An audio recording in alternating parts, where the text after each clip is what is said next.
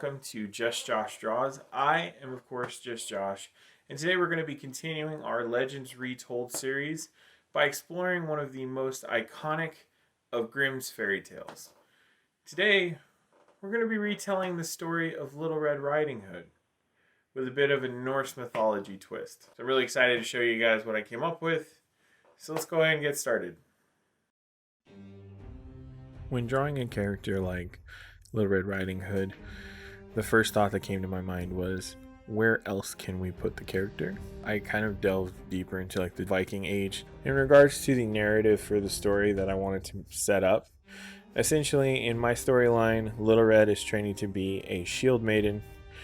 So she travels to her grandmother's village because she lives at her father's village, which, due to marriage and everything else, she lives a little ways away in another neighboring village.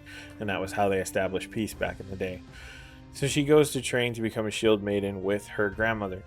In regards to the situation, essentially when she arrives there, she finds out that people have been going missing. Some people have been being found dead or killed by what they believe is just a normal wolf. At the time. In this storyline, it is actually going to be a legitimate werewolf to a degree, but it's not going to use the same origin as a standard werewolf. I was actually calling this story The Curse of Fenrir, or Fenris, because I decided to make it so that with Norse belief, Loki's son, one of Loki's children, is a wolf that's chained up currently in Asgard. His name is Fenrir, and so he can't escape from Asgard until Ragnarok.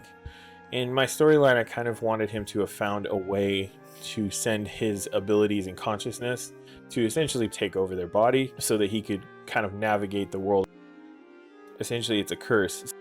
When designing her character, I wanted her to look like she's been through some tough training, some scars here or there, a very practical hairstyle, a lot of braids tied up. So it's still got some decorative flair, but it's still like more on the practical side. I of course did want to give her a basket of food because that's kind of like her way of bringing a gift to her grandmother when she trains her. And I wanted her to of course have the red cloak, but I gave it a more practical fur, like frontal part, because I thought that if she's in colder weather, it would be more sensible to have that. I decided to give her a small axe that would have some detailed etchings on it and patterns. And then I thought that that might fit her aesthetic, and it works well because it's small enough for a young person to wield even with two hands, even though it's not intended for that purpose. So it would be a pretty handy weapon for a kid her age. The color scheme is fairly straightforward. I decided to go with kind of neutral colors to give contrast to the red cape. Now, going back to the topic of Fenrir's curse, basically whoever he attacks, if they live, they're marked by him, and essentially if the host he's using at the time dies,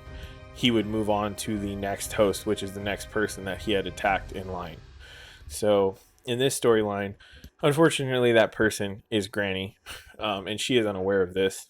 The reason being is that the wolf in question attacked her and her husband. That was the day that her husband died. And when she fought the wolf off, and it attacked her and marked her essentially. When working on the grandmother's character, I wanted to completely reimagine her so that she was a very tough, shrewd woman, someone who's been through a lot. And she's actually the chieftain of her particular village. Origins that I came up with for her is that she took over when her husband died because the people still needed a leader. And her being a seasoned shield maiden, she's actually very skilled in combat, and so she could lead them to victory still, like her husband did in the past. She's a very capable woman, and she's one of the main people who assists in raising like orphans and looking after people. So she's a very generous person as well. I wanted her to look like somebody who's very wise but also very tough on people, so she's stern looking most of the time. But I did want to give her an outfit that was humble but still referenced the fact that she was a chieftain. The gold embellishments and everything that are on the front of her dress, those chains that hang from the front, that's one of the markers that you would get as a chieftain. Also the fur on her shoulders and everything, I wanted her to have a humble royal look. She also had a very large axe that's not indicative of her size, her height and everything. And I went for like neutral tones. I decided to go with kind of greens and blues to play contrast to Little Red Riding Hood. Another pivotal character in the story of Little Red Riding Hood is the huntsman. Now the huntsman is important in this story as well, but the character I'm drawing is actually the huntsman's son. He actually has been raised primarily by Granny because his father was killed during the first rampage that killed Granny's husband. So he has held a resentment for that beast, and he has wanted to hunt it down his whole life. And this will tie in towards the ending of the story when he finds out that the beast is Granny, he becomes torn. He ends up having to make that judgment call when Granny tells him to do it. So I wanted him to be kind of an angry character who's grown up kind of that way, and Granny has tried to help him control his anger to use it in a more productive way by mastering the skills of the hunt. I wanted him to appear that he grew up around the same time as Red, so he's about her age, and they've known each other their whole lives. He is fond of her, so when he finds out that she goes after whatever the wolf is, it's even more of a reason for him to take up his father's bow and pursue the beast. When I designed him, I had to research haircuts that young boys would have in Viking era, as well as what's the typical clothing outfits that a huntsman would wear. In regards to his weapons, of course, it's his father's bow, and his colors are also very neutral, like gray-green colors. So this is the rough summary of the storyline and how I would approach it when it comes to Little Red Riding Hood. So the only thing left to do now is to see what a movie poster for this, if it was a film, what that would look like. I'm really excited to get started on that. Let's do it.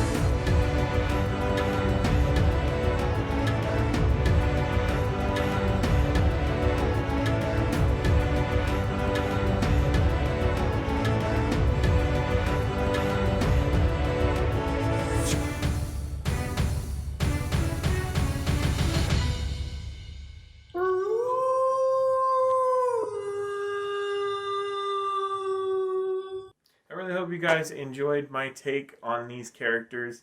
It was a lot of fun to try and see what time frame or time period I could put them into and still be able to keep the core values of the story together.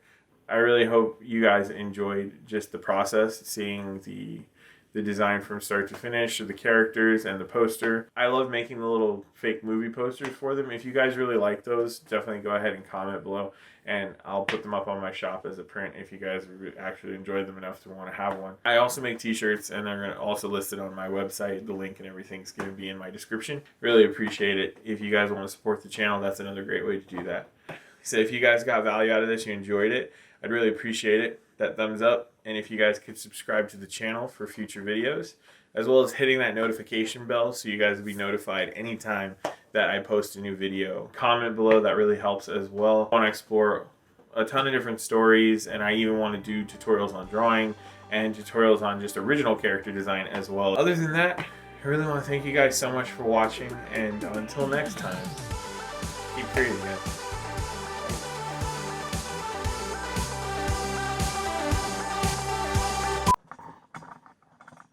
Oh no.